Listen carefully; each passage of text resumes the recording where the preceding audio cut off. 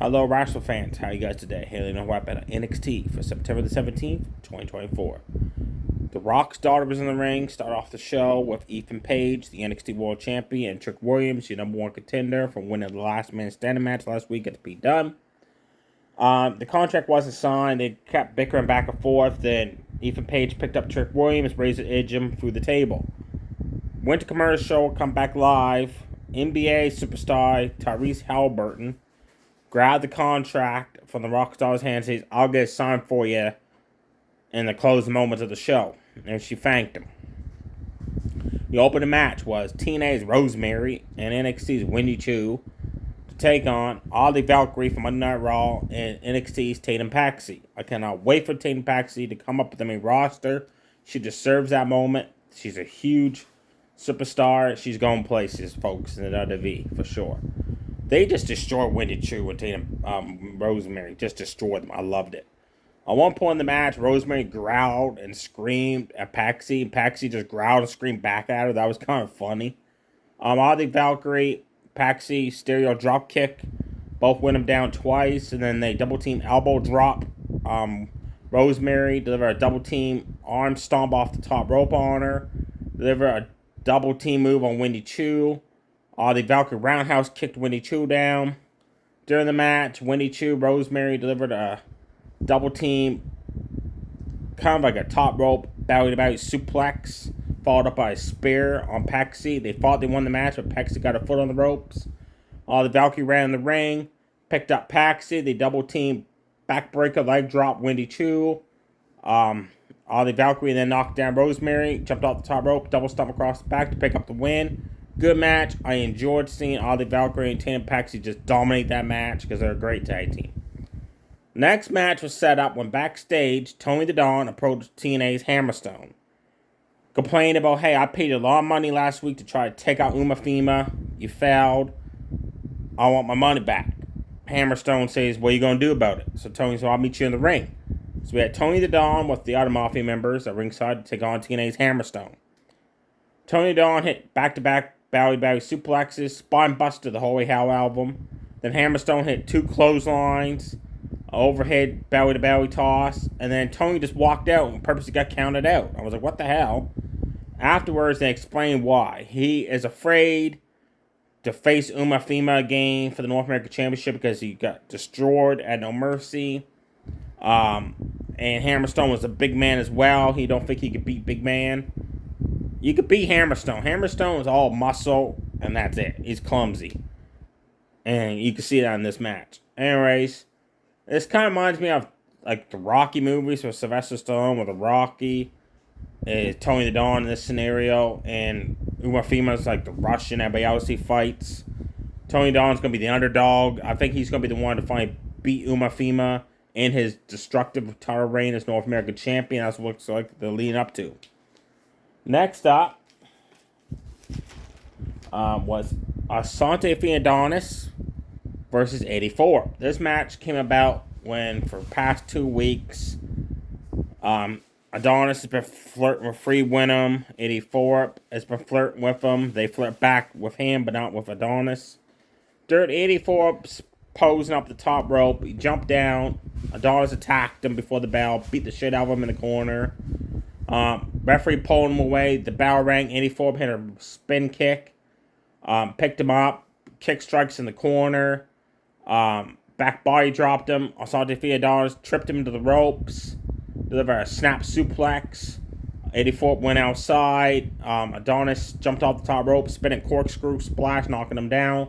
Rolled him in the ring. Went to do a clothesline and slipped. 84 sold the move.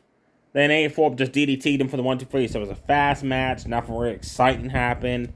It was over within like 2 minutes, if you're lucky. Next up, Cedric Alexander and Javon Evans debut as a tag team against No Quarter, Catch Crew, Tavon Heights, and Bones with Charlie Dempsey and Sinclair ringside. Now, before the match, Jordan was backstage talking about who she'd like to see step up to face her next week on NXT for the North American Women's Championship. Sinclair walked up, just slapped her across the face, took off, or running. Jordan chased after her. Then we came to the match. Great match these guys put on. This was match of the night for me out of all the matches NXT had. And I was right, by the way. All these matches, knowing the build-up to a pay-per-view or nothing. But, man, this match stole the show. Cedric Alexander, Javon Evans just hit a double-team assist slice bread. Big boot on Bones. They deliver a double-team move on Tavon Heights. Just destroying everybody. And then Javon Evans ran in the corner, clotheslined Tavon Heights, walked around, turn around. Scoop slam by Bones. The Bones and Tavon Heights deliver a double-team fall-away slam. Neck breaker on Cedric Alexander. Then they deliver a double-team, kind of like a power slam on Javon Evans. At one point in the match, North Dakota Catch Crews were grouping outside the ring. Cedric ran through the ropes. I love this. Stopped. Faked a move. Javon Evans flew over the ropes, knocking down all 4 members of North Dakota Catch Crew. Suddenly, Sinclair sees Jordan coming down the entrance ramp. Jordan tackles her. They're fighting outside the ring. Bones gets distracted. Turns around. Cedric Alexander hits an awesome, amazing finish of the lumbar check. Javon Evans hit that spinning corkscrew splash for the 1-2-3.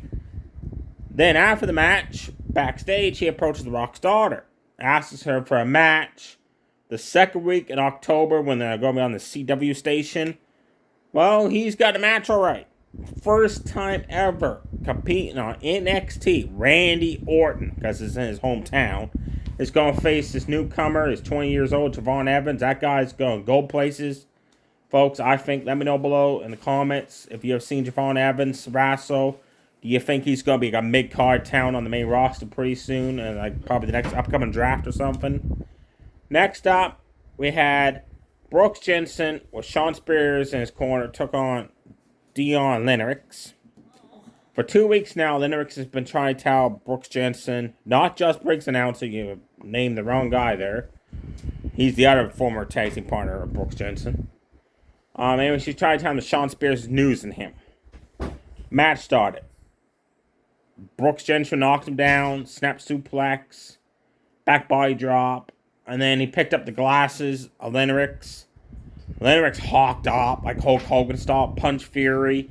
And then Brooks Jensen just DDT'd his ass for the 1-2-3, so it was a pointless match, honestly. And why do we get hawked up like Hulk Hogan style when the guy just picks up your glasses? Like, what the hell, right?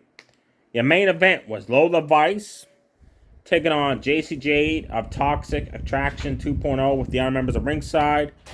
Battle rang, Lola Vice just attacked JC Jade, beat the shit out of her, amazing kick strikes, then twerked her ass. JC Jade didn't like that. Clotheslined her down, super kicked her right in the face.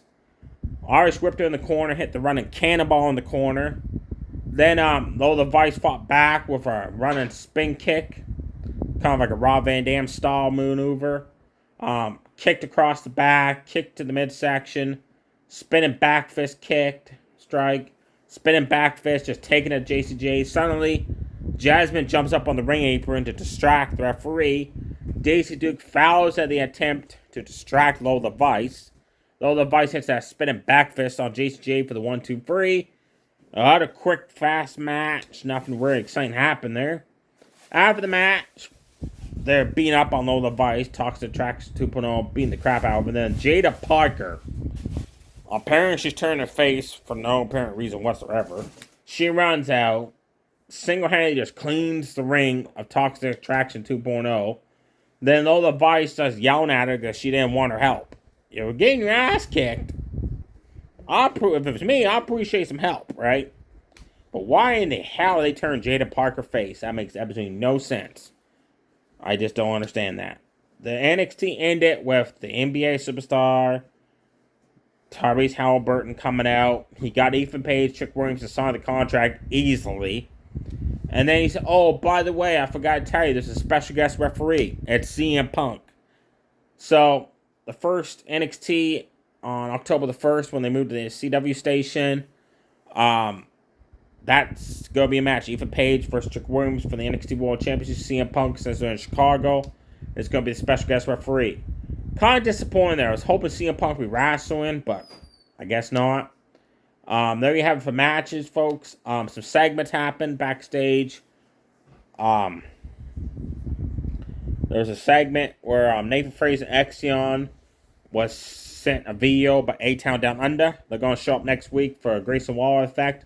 They're challenging for the TNA Tag Team Championships on the second week of October special. They're building up to these two specials on TV when there's no build up for the Halloween Havoc pay-per-view in October yet. So hopefully that starts happening soon. CM Punk came out, talked to the fans for like 20 minutes. The Roxanne Perez came out. She said, look, I used to be a fan of you, but now you're washed up. You're a has-been. She said, I'm better than you now.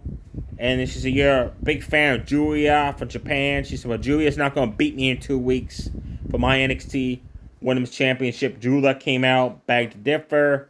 Roxanne Perez went to attack her. CM Punk stopped her. And really, that's it for segments. NXT this week, honestly, was complete that down, folks. Like, from start to finish, the opening tag match with Wyndham was good, and the other tag match was good. The other matches were over in like 2-3 minutes if you're lucky. There you have it, folks. Stay safe out. Bye. Cannot wait for SmackDown. That should be good. Too sweet. Bye.